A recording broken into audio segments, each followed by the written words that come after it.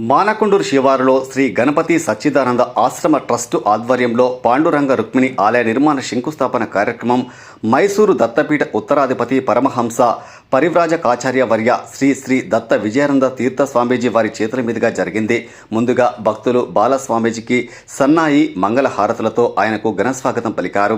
అనంతరం భక్తులకు అన్నప్రసాద కార్యక్రమం నిర్వహించారు.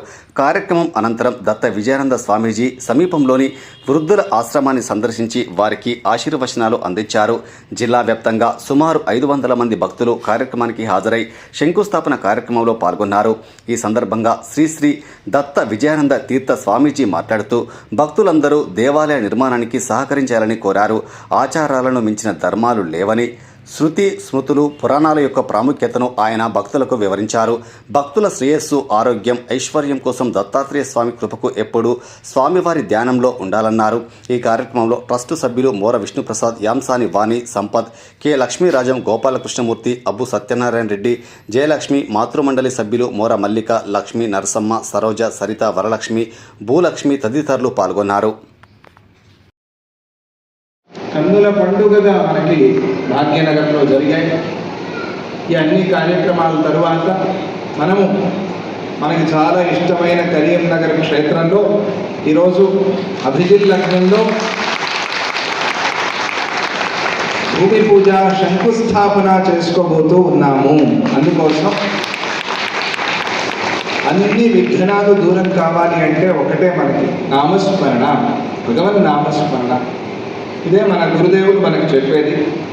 కలవు నాస్త్యేవ నాస్త్యేవ నాస్త్యేవ గతిరన్యథ హరేర్నామ హరేర్నామ హరేర్నామ ఇవ కేవలం. భగవన్నామము తప్ప వేరే మార్గము లేదు. అది సులభమైన మార్గము. హాయిగా ఒక 5 నిమిషాలు 10 నిమిషాలు కూర్చుని దత్తా దత్తా దత్తా దత్తా దత్తా దత్తా దత్తా దత్తా రామ రామ రామ రామ రామ రామ రామ రామ రామ రామ రామ రామ. ఏమి కష్టం ఉంది? ఏమైనా కష్టం ఉందా? ఏమీ లేదు. ఏమైనా ఖర్చు ఉందా? ఏమీ లేదు. ఖర్చు లేకపోగా మనకంత లాభమే నామ సంకీర్తన చేస్తే. అది విశేషం. అందువల్ల ఎన్నెన్నో విఘ్నాలు దాటుకుంటూ మనం ఈరోజు ఈ స్థితికి వచ్చాం. కరీంనగర్ క్షేత్రంలో ఈరోజు భూమి పూజ అనేటువంటి కార్యక్రమానికి గురుదేవులు అంగీకరించి అనుగ్రహించారు. కనుక ఈరోజు మనం భూమి పూజ శంకుస్థాపన చేసుకోబోతూ ఉన్నాం. పూర్వము భూమి పూజ అయినప్పుడు ఇదిగో ఈ మండపం వచ్చింది. చిన్నగా ఉన్నప్పటికీ కూడా ఇక్కడ భక్తులందరూ చేరి అనఘాష్టమి వ్రతం, నామ సంకీర్తన, భగవద్గీత పారాయణ, అన్నదానం ఈ కార్యక్రమాలన్నీ కూడా చేసుకోవడానికి అనుకూలంగా ఉంది. ఆ రోజు భూమి పూజ అప్పుడు ఇంకా గుర్తు, వర్షం వస్తే కూర్చోవాల్సిన కుర్చీలు నెత్తి మీద ఉన్నాయి. గొడుగులు ఎవరు తెచ్చుకోవాలా, దేవతలు పుష్పవృష్టి కురిపించారు. అంటే అది శుభ సంకేతం. ఇక్కడ దేవతలు ఉన్నారు ఈ సన్నిధిలో అనేది సంకేతం. అటువంటి క్షేత్రంలో భూమి పూజ అనుకున్నాము.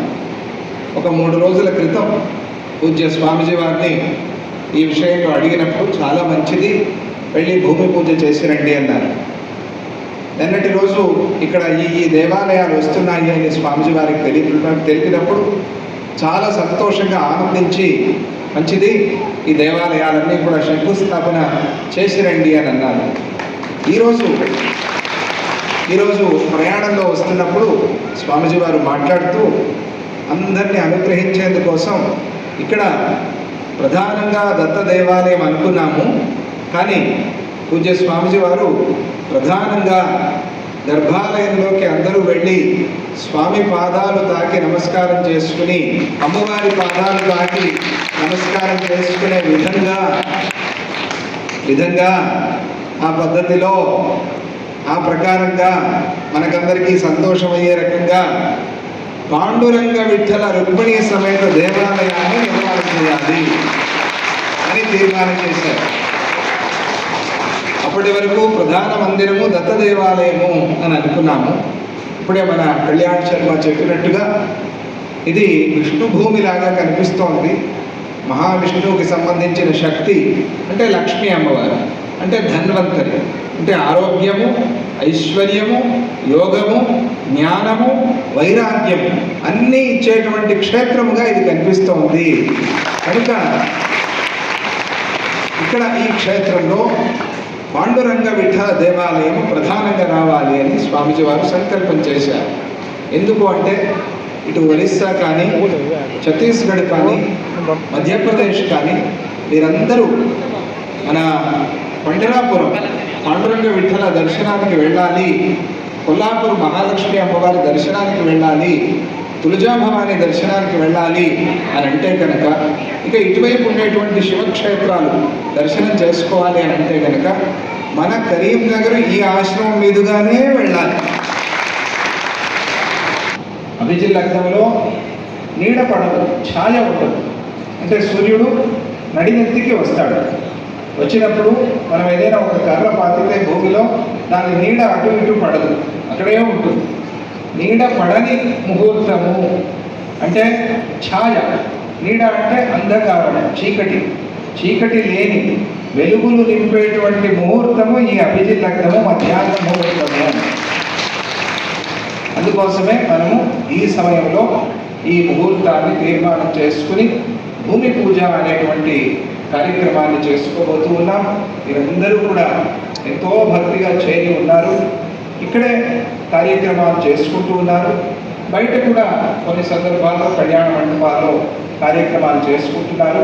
మన ట్రస్టీస్ విష్ణు గారి ఆధ్వర్యంలో, అట్లాగే మాతృమండలి వాళ్ళు మన పద్మ గారి ఆధ్వర్యంలో అందరూ కూడా కార్యక్రమాలు చేస్తూ ఉన్నారు. మంచిది. ఇలాగే కార్యక్రమాలు చేసుకుంటూ మీరు భక్తిగా అన్నదానాది కార్యక్రమాల్లో బాగా పాలు పంచుకుంటూ ఉన్నారు కాబట్టి మనకి ఇక్కడ ఒక క్షేత్రము వస్తోంది. మనం చేసిన సేవకి ఫలము వెంటనే ఇచ్చేవాడు గురువు. అప్పటికే ఆ క్షణంలోనే ఆ ఫలాన్ని మనకి ఇచ్చేస్తారు. సద్య ఫలము అని చెప్పి, సద్యోజాత అని స్వామికి మొదటి పేరు. సద్యోజాత అంటే వెంటనే మన కోసం ఆయన ఉద్భవించి ఫలాన్ని ఇచ్చేసేస్తాడు. అటువంటి స్వామిగా మనకి గురుదేవులు ఉన్నారు. కనుకనే ఇక్కడ ఈ ఆలయాన్ని నిర్మాణం చేసుకోవడానికి అనుమతి ఇచ్చారు.